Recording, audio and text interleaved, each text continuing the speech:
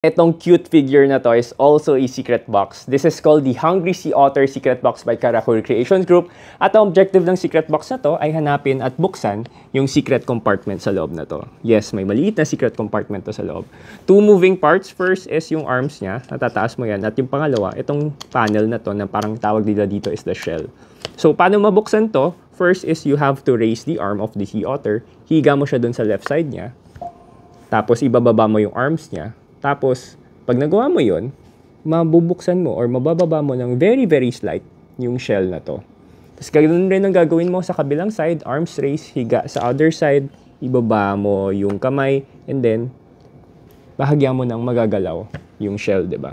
So, dahan-dahan natin itong gagawin ng paulit-ulit hanggang sa ma-open natin at mahanap natin yung secret compartment.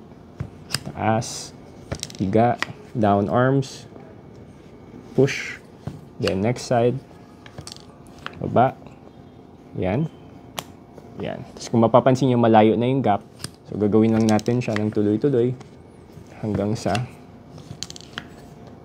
buksan na natin yung secret compartment. One more, there we go. Ito na yung secret compartment. Yun lang.